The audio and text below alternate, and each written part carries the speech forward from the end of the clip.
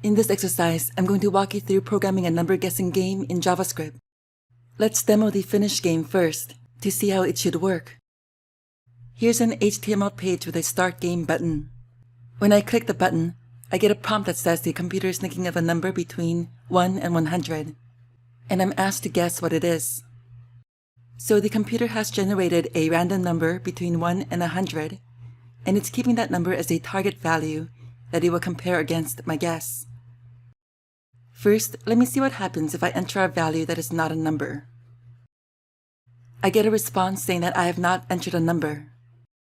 Let me see what happens if I enter a number outside of the 1 to 100 range. I get a response saying, please enter an integer in the 1 to 100 range. Okay, I'll play. Let's try 50. The computer says that my number is too small. So in the code, it's taken my number and compared it to the target number that the computer randomly generated, and it found that my number was smaller. Okay, I'll try 75. Again, too small. How about 90? Still too small. I'll try 95. Too large this time. 93, too large. 92, still too large. Okay, so it must be 91. And it is. Notice this alert that pops up saying that I guessed correctly is also telling me how many tries it took me. So in the code, it's been keeping account of how many guesses I made. So that is how this number guessing game will work. What you've learned about JavaScript so far this week has given you all the tools you need to code this. Now go ahead and open VS Code to your course folder, and I'm going to walk you through making this game. We're going to do this in two files, an HTML file and a JavaScript file. First, let's create the HTML file inside the main course folder. Go ahead and name it number-guessing-game.html. We'll set it up as a standard HTML5 document, so doc type HTML, HTML lang equals en, a head element, a meta element with charset equals UTF-8, a title of number guessing game, then a body element, and in the body element, I'll set up an h1 element with the text content of number guessing game, then a button element with the type of button, and an onClick attribute that calls a function named runGame with an empty argument list, and the text content of startGame. Beneath this, I'm going to need a script element, and I'm going to have this use an external JavaScript file that's inside the JS folder named number-guessing-game.js. That is it for the HTML file. Let's move to the JavaScript. In the JS subfolder inside your course folder, create a new file named number-guessing-game.js. In this file, we're going to declare two functions. The first one will be named runGame, which is the function that we're calling from the button in the HTML file, and it will have no parameters. Let's pause for a moment before we dive in and go over the basic flow of the game from the program's point of view. We've seen it from the player's point of view, but let's think about it from the computer side. First, as our program, we're going to need to generate a random number between 1 and 100 and store that number in a variable. Then we need to get the guess from the player and store that in another variable. Then we need to check if the guess is not a number. If it's not a number, then we need to let the player know and ask again for a guess. If the guess is a number, but it's not between 1 and 100, then we tell the player that it needs to be between 1 and 100, and we loop back and ask the player for a guess again. If the guess is a number and it is between 1 and 100, then we check if the guess is bigger than the target number. If it is, we tell the player that, and we loop back again to ask for another guess. If the guess is not bigger, we check if it's smaller, and if it is, we let the player know and loop back again for another guess. Finally, if the player makes a guess that is the number, is between 1 and 100, is not higher than the target, and is not lower than the target, the only option left is that the number is correct, so we tell the player congratulations.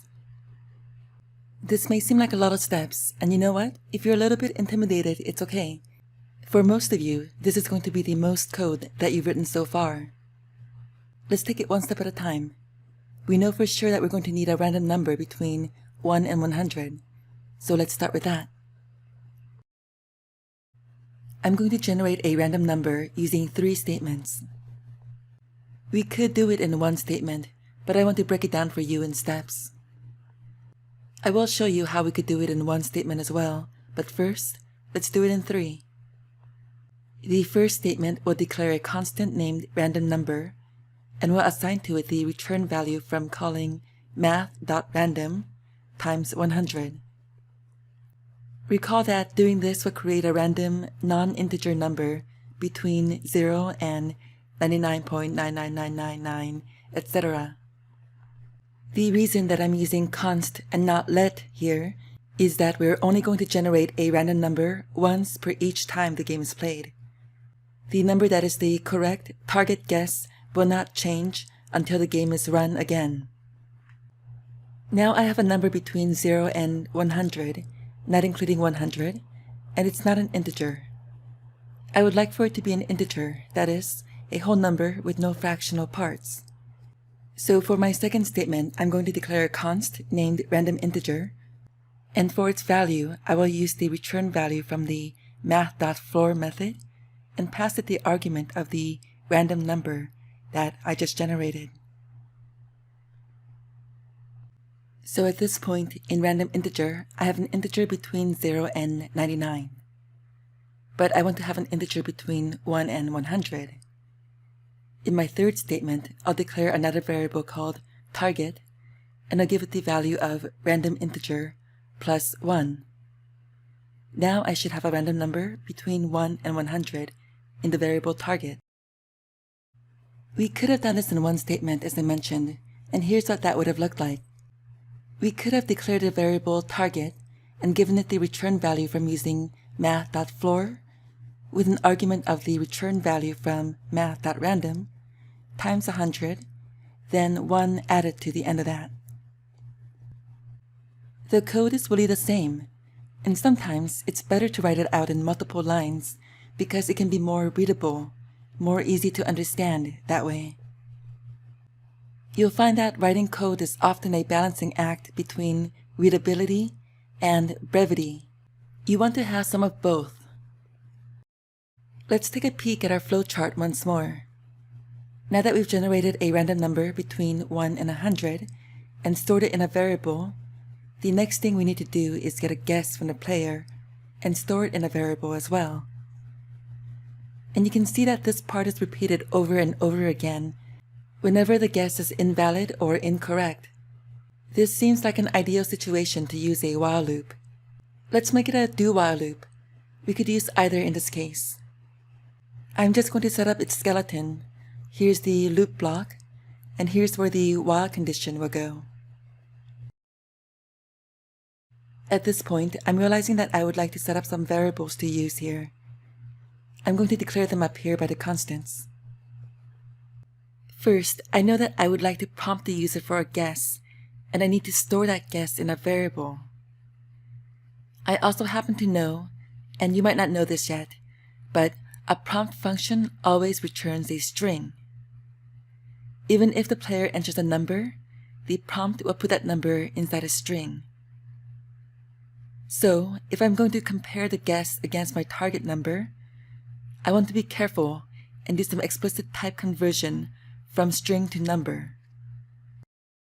So first, I'll be storing the return value from the prompt in a variable named guessString, because it will be a string.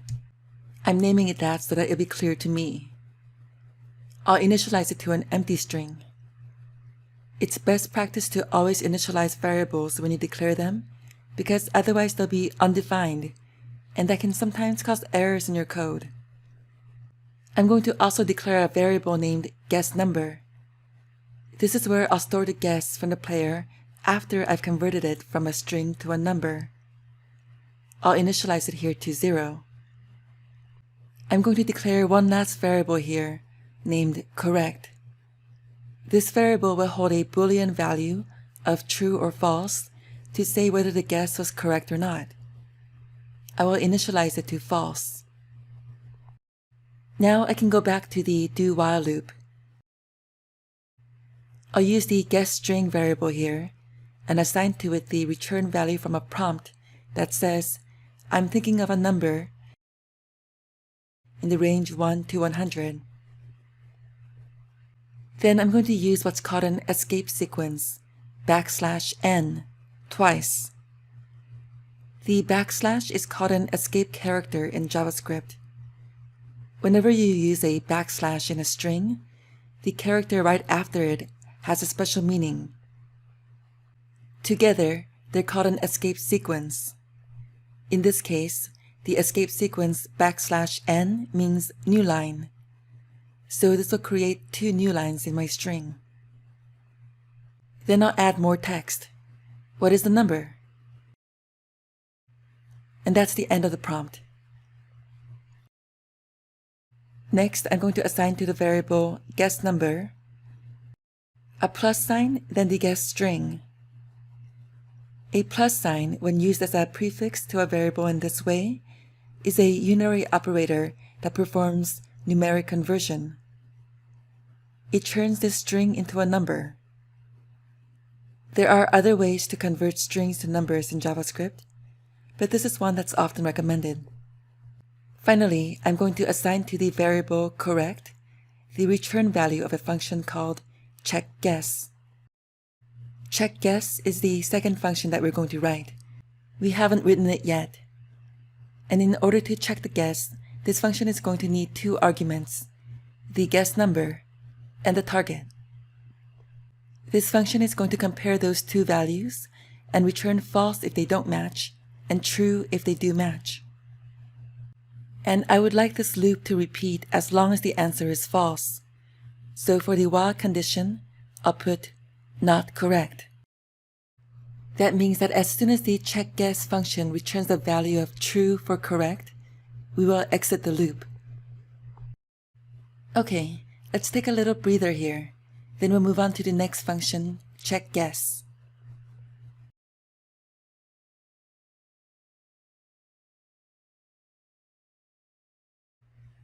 We will now declare the function checkGuess. Give it the parameters of guessNumber and target. It will receive values for these local variables from the runGame function where it is called. This seems like a good time to peek at that flowchart once more. We're at this part of the flow now, after a random number has been generated and after the player has given us their guess. Now we need to check several conditions. Is the guess not a number? Is the guess not between 1 and 100? Is the guess larger or smaller than the target? If yes for any of these, then we need to let the player know and return to the loop for another guess. Now, something that you will come to understand about JavaScript and programming in general is that there's often not one right answer, one perfect way to do things. There can be multiple valid ways to get the same thing done. So I'll show you one way of handling this, but feel free to experiment with your own way. The first thing that I'll do is set a local variable of correct using let to false. I plan to use this value later as the return value from this function. I'm setting its default state as false, i.e. incorrect. Then I'll start an if statement, and I'll first check for the condition is NaN guessNumber. Is NaN is a built-in JavaScript function that checks if a value is a valid number or not. NaN stands for not a number, don't forget to capitalize both ends. This function will return true if the argument that you give it is not a number. So, inside this if block, I will alert the user you have not entered a number. New line, please enter a number in the 1 to 100 range. Next, I'll set up an else if block. For this, I'll check two conditions. If guess number is less than 1, or guess number is greater than 100. If either condition is true, we will enter this code block and alert the player to enter a number in the 1 to 100 range. Next, I need to check for if the guess number is greater or less than the target number. I'll first check for if it is greater than the target. If it's true, then I will alert the player your number is too large. Then I'll check if guess number is less than the target. If that's true, I'll alert the player your number is too small. Finally, I'll create an else block. At this point, the guess number should match the target. And here, I'll set the value of correct to true. So, since the default value of correct is false, this is the only block in this if statement that will cause correct to be set to true.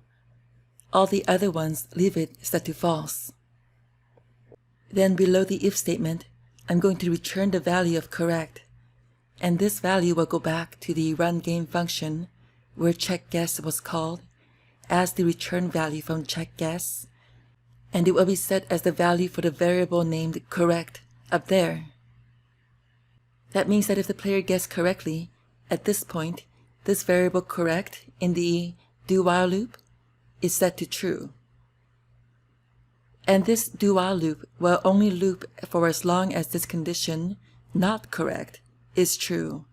So if the guess was right, we will break out of this loop. There's a few things left to do in the run game function to finish up. We're going to keep track of the number of guesses that have been tried. Let's initialize the variable named numTries up here to 0. Then inside the do while block here, I'm going to use the addition assignment operator to add 1 to the numTries variable each time the loop iterates. Below this loop, we can set up the alert to the user that they guessed correctly. Let's say you got it. The number was, then the target, and then new line. It took you numTries to guess correctly. And that is all the code that we need for this game. Go ahead and test it in your browser by opening the HTML file that you created first. Make sure that it runs in the same way as you saw in the beginning. The workshop assignment for this week will be very similar to this number guessing game, so if you understand how this game works, it will help you with your workshop assignment. Good luck!